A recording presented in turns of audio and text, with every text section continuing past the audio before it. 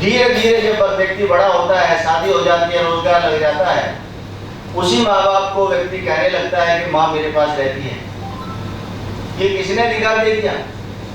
जब तक हमारी माता और पिता जिंदा हैं, चाहे वो चल फिर भी नहीं सकते, लेकिन हम उनके पास रहते हैं, ना कि वो हमारे पास। आज सबसे ज्यादा अगर समाज में अनदेखी हो रही है तो हमारे बुजुर्गों की हो रही है। हम लोग आज यहाँ इकट्ठे हुए हैं, बात कर रहे हैं, हम क्या सोचते हैं हम सदा ऐसे ही रहेंगे, इतने ही हुआ रहेंगे? अगर हमें अपना बुढ़ापा देखना है तो एक बार हमारे समाज में जो बुजुर्ग हैं, हमारे माता पिता हैं, घर में वृद्ध हैं, उनकी तरफ देख लें। और अगर अपने माता पिता की जवानी देख लिए हैं तो एक बार आईने के सामने खड़ा होकर खुद को देख ले, हमें पता चल जाएगा।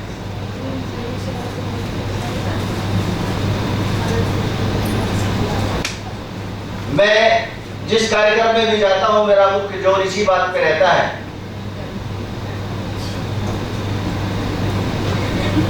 मैं पहले से ही पर्ची देते हैं, कई लोगों को देखिए, मुझे पता है। मैं अपनी माता जी के कभी पैर नहीं छूता। मैं जब तैयार होकर सुबह कॉलेज के लिए निकलता हूं तो मैं अपनी माता जी के नंगे पैरों पे अपना माथा रखता हूं, और जो मेरे बाल संवरे रहते हैं, मेरी माता उस पे ऐसे हाथ घुमा के इनको सब बिगाड़ देती है।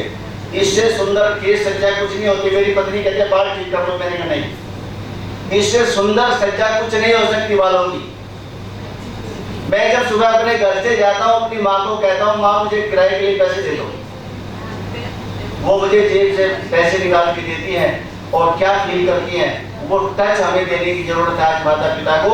आज भी उसको ऐसा लगता है कि ये वही छोटा सा 5 साल का सोमपाल है जो मेरे से 2 पैसे 5 पैसे कलम के लिए मांगता था, उसको मैं कभी बड़ा नहीं दिखाई दूंगा।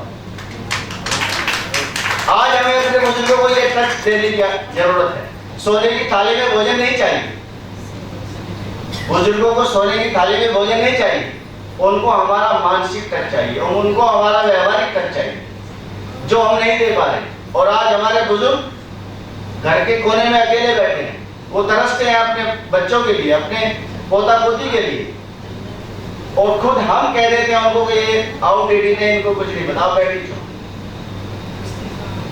किसी शायर ने बुजुर्गों के लिए बहुत अच्छी बात कही है कि हम सायेदार वृक्ष के जमाने के काम आए। किसी शायर की 4 पंक्तियां हैं कि हम सायेदार वृक्ष के जमाने के काम आए, जब सूखने लगे तो जलाने के काम आए, और कच्चा समझकर बेच ना देना मकान को, क्या पता कब सर छुपाने के काम आए। हमें अपने बुजुर्गों की अनदेखी नहीं करनी चाहिए। हमें उनकी सलाह की किस समय जरूरत पड़ जाए ये कभी नहीं हम जान सकते। एक बार मुझे एक व्यक्ति ने कहा कि भाई साहब आप बड़ा घूमते हैं, बहुत सोशल एक्टिविटी में शामिल रहते हैं, मुझे कोई खानदानी घर बताइए जिसमें बेटी का रिश्ता कर सकूं। मैंने कहा कि खानदानी घर तो मैं नहीं जानता, लेकिन खानदानी घर कैसा होता है उसकी मैं पहचान बता सकता हूँ। बोले बताएं। मैंने कहा जिस घर में भी आप जाएं, सबसे पहले वहां जाकर बुजुर्गों के पास बैठें,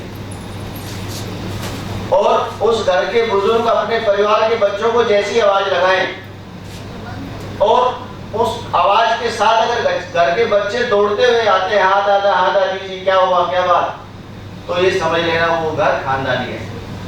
और जिस घर में बुजुर्गों के बार बार आवाज लगाने के बाद भी कोई सुनाई नहीं होती, वो घर खानदानी कभी नहीं हो सकता। तो आप अपने बुजुर्गों को सम्मान दें, बुजुर्गों को समझें,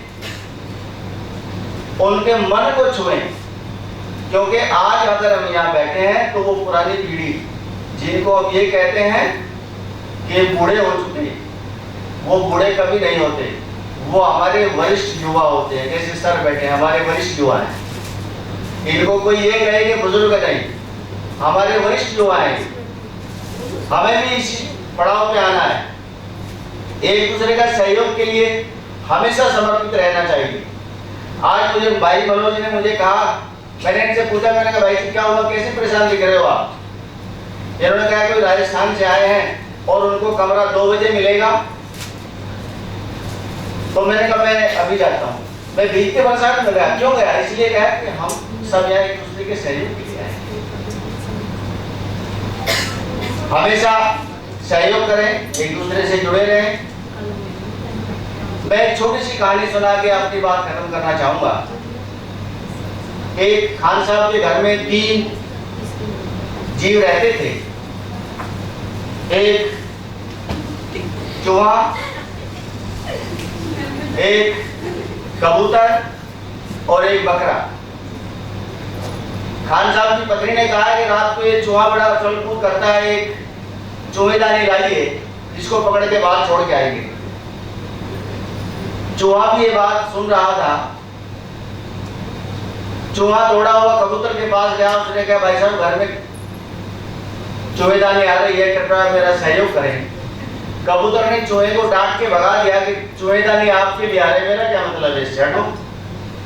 चूहा फिर हताशा निराशा होकर के बकरे के पास जाता है और कहता है कि भाई साहब घर में चूहेदानी आ रही है, क्या किया जाए? बकरे ने भी उसको जोर से डांट के भगा दिया कि चूहेदानी किससे तेरा मतलब है, मेरा कुछ नहीं है।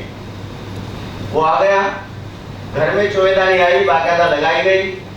चूहे को पता था कि इसमें तुझे नहीं आना। कहीं से घूमता हुआ उस चूहेदानी में एक सांप आके घुस जाता है। सुबह जब खान साहब की पत्नी ने चूहेदानी को उठाया तो उसकी उंगली में सांप ने काट लिया। काटने के बाद बड़ा शोर शराबा हुआ और कहा गया कि वैद्य जी के यहाँ ले जाएं। वैद्य जी के यहाँ जब गए तो उन्होंने कहा कि इनको मैं दवाई दे देता हूँ, अगर इनको जल्दी ठीक करना है तो इनको कबूतर का सूप पिलाएं।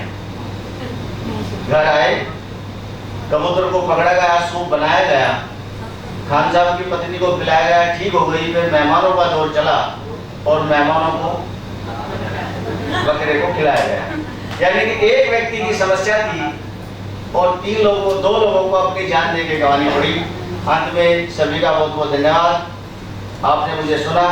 टाइम थोड़ा सा और हो गया, प्रसंग ऐसा चल रहा था, इसलिए सभी का धन्यवाद।